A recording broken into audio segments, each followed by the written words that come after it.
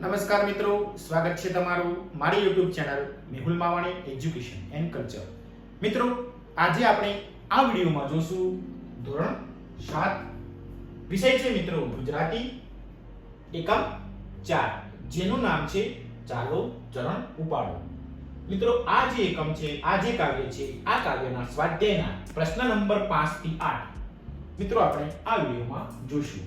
તો મિત્રો, તમે આ કાવ્ય શીખી ગયા હશો, સમજ્યા હશો અને જાણ્યું હશે. તો તેમાં કવિ શ્રી સુરેશ દલાલે સુંદર મજાનું શૌર્ય ગીત, કૂચ ગીત રજૂ કર્યું છે, જેમાં રાષ્ટ્ર ભાવનાને આપણે પ્રેરિત કરવાની છે, રાષ્ટ્રીય સેવા કરવાની છે. તેની સુંદર મજાની વાત આપણા આ કાવ્યમાં કરેલી છે.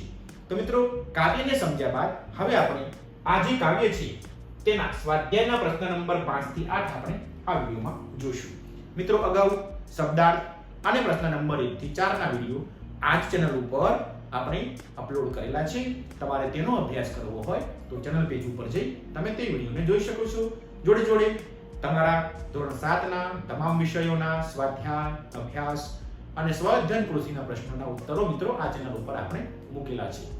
તો તેનો અભ્યાસ તમે ચેનલ પેજ ઉપર જઈ કરી શકો છો. અત્યારે આપણે જોશું પ્રશ્ન નંબર 5 થી 8. તો શરૂ કરીએ. મિત્રો, પ્રશ્ન નંબર આપણને 5 આપેલો છે, જેની આપણને સૂચના આપી છે કૌંસમાંથી યોગ્ય શબ્દ મૂકો. મિત્રો, અહીં એક સુંદર મજાની કવિતા આપેલી છે, પણ કવિતામાં અમુક જગ્યાએ ખાલી જગ્યાઓ આપેલી છે. ઉપર આપણને કૌંસની અંદર શબ્દો પણ આપેલા છે.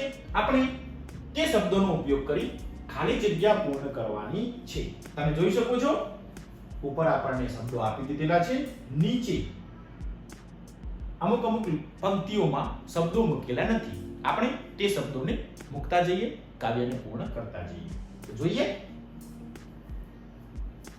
ચાલો ચરણ ઉપાડો, છોને પર્વત ખાલી જગ્યા. ઉપર શબ્દ છે દોડો, ખાડો, ઊંચી, આડો, પગલા અને ડરાવે.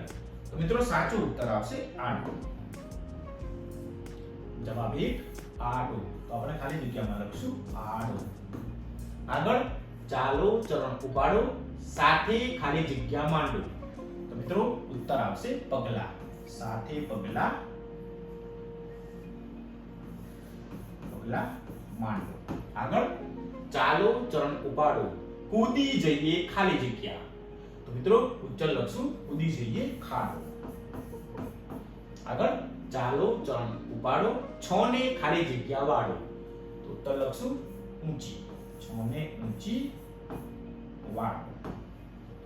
ચાલો ચરણ ઉપાડો, ખાલી જગ્યા રાતને દાડો. તો મિત્રો, ઉત્તર લખશું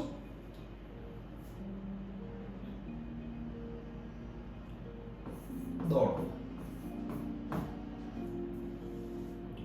આગળ ચાલો ચરણ ઉપાડો, ખાલી જગ્યા રાતને દાડો. તો મિત્રો, ઉત્તર લખશું દોડો. દોડો રાતને દાડો. છેલ્લે ચાલો ચરણ ઉપાડો, ખાલી જગ્યા નહીં કો ત્રાડો. તો મિત્રો, ઉત્તર આવશે ડરાવે. ડરાવે નહીં કો ત્રાડો. ચાલો ચરણ ઉપાડો. તો મિત્રો, આ રીતે આપણને 1 2 3 4 5 અને 6 સુંદર મજાની ખાલી જગ્યા આપેલી છે. આપણે તે ખાલી જગ્યાઓને આ રીતે સમજી પ્રાસ બેસાડી યોગ્ય શબ્દ યોગ્ય પંક્તિમાં આવે તે રીતે ખાલી જગ્યા પૂરીશું. તમારી જાતે પ્રયત્ન કરતા જઈ તમે સુંદર રીતે આ ખાલી જગ્યાને પૂરી કરી શકો છો. મિત્રો, હવે આગળ એક રચના કરો. સુંદર મજાનું તમને મિત્રો અહીં ટાસ્ક આપ્યો છે. મિત્રો, અહીં તમને ગમતી હોય તેવી આ કવિતા આપી છે. તેવી ને તેવી કવિતા તમે અહીં બનાવી શકો છો, અથવા તમને યોગ્ય લાગે તેવી તમે જાતે અહીં સુંદર મજાની કવિતા બનાવી તમારે લખવાની છે. યાદ રાખજો, તમારે પ્રવૃત્તિ કરવાની છે. તમને ગમતી હોય તમારી જાતે બનાવેલી જેવી આવડે તેવી તમારે અહીં કવિતા રજૂ કરવી. ઓકે, હવે આગળ વધીએ. પ્રશ્ન નંબર 6 જોઈએ.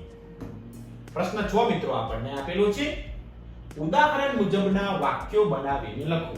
મિત્રો, અહીં આપણને ઉદાહરણ આપેલું છે ચાલો જમી લઈએ, ચાલો કસરત કરીએ. તો મિત્રો, ચાલો શબ્દનો ઉપયોગ કરી અહીં વાક્યો બનાવેલા છે. હવે બાકીના 4 વાક્યો લખવા માટે આપણને જગ્યા આપેલી છે. પાઠ્યપુસ્તકમાં પણ જગ્યા આપેલી છે.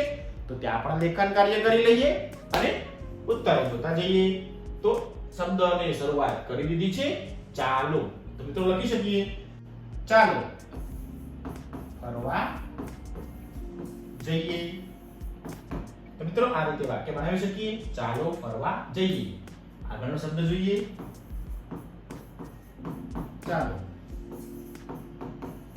વાંચવા બેસીએ.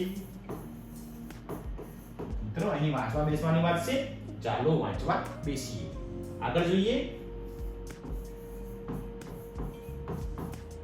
ચાલો નાસ્તો કરી લઈએ. ચાલો નાસ્તો કરી લઈએ એવું પણ વાક્ય બનશે. ચાલો મંદિરે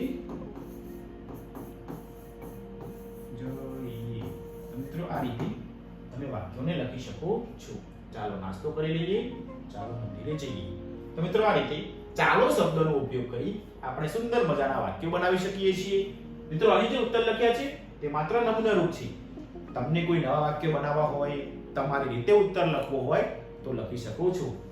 તો આગળ વધીએ હવે. ત્યારબાદ તમારો ઉત્તર ન થઈ ગયો હોય તો મિત્રો તમારા પાઠ્યપુસ્તકમાં પણ ફરીથી યાદ અપાવી દઉં, જગ્યા આપેલી છે ત્યાં તમે લેખન કાર્ય કરી લેજો.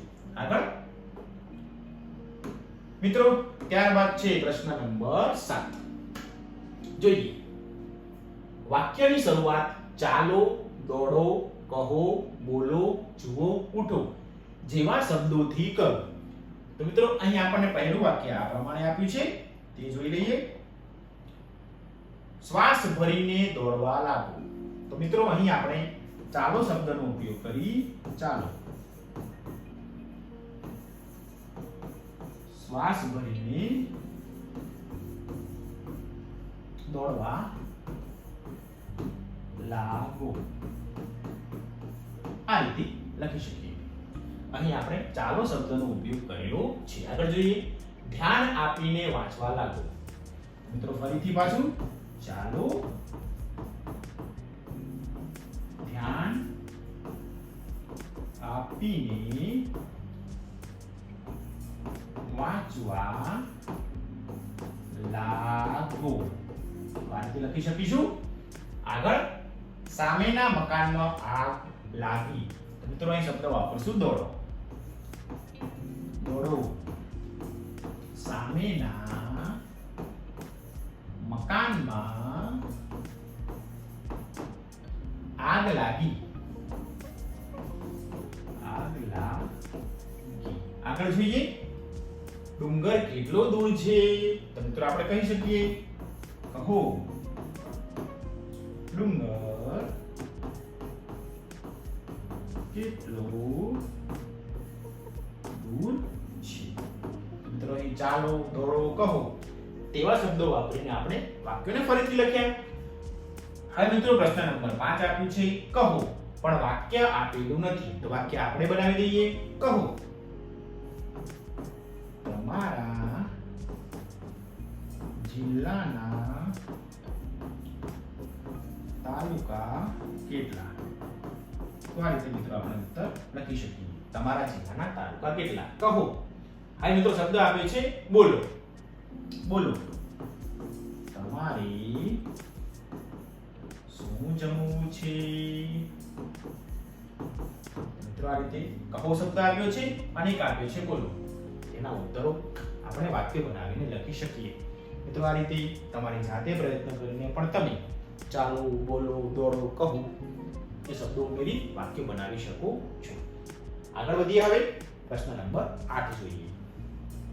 મિત્રો આ બે વાક્યો લખવા માટે તમારા પાઠ્યપુસ્તકમાં જગ્યા આપેલી છે તો તેમાં પણ તમે લેખન કાર્ય કરી લેજો. હવે જોઈએ પ્રશ્ન નંબર 8. સૂચના આપી છે કાવ્ય વાંચો અને પ્રશ્નોના જવાબ આપો. મિત્રો અહીં સુંદર મજાનું પગલે પગલે કાવ્ય આપેલું છે. સંત બાલનું કાવ્ય છે. અગાઉના જે પાઠ્યપુસ્તકો હતા તેમાં આ કાવ્ય આવતું હતું. પગલે પગલે સંત બાલનું સુંદર ગીત છે. તો મિત્રો હવે આ ગીતને આપણે માણવાનું છે, જાણવાનું છે અને સમજવાનું છે. આ કાવ્યને વાંચ્યા બાદ આપણે તેના પછી જે પ્રશ્નો આપ્યા છે તે પ્રશ્નોના ઉત્તરો પણ જોવાના છે. તો મિત્રો આ સુંદર મજાનું ગીત કાવ્ય તમે સમજી લેજો. આપણે હવે તેની પાછળ જે પ્રશ્નો આપેલા છે તેની ચર્ચા કરીએ.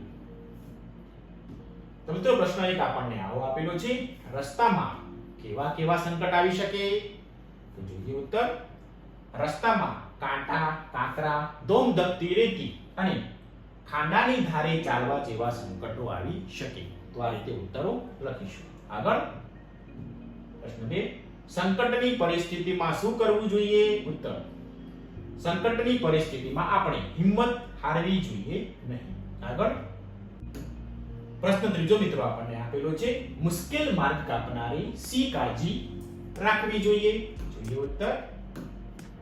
મુશ્કેલ માર્ગ કાપનારી સ્વાર્થની ભાવના રાખવી ન જોઈએ.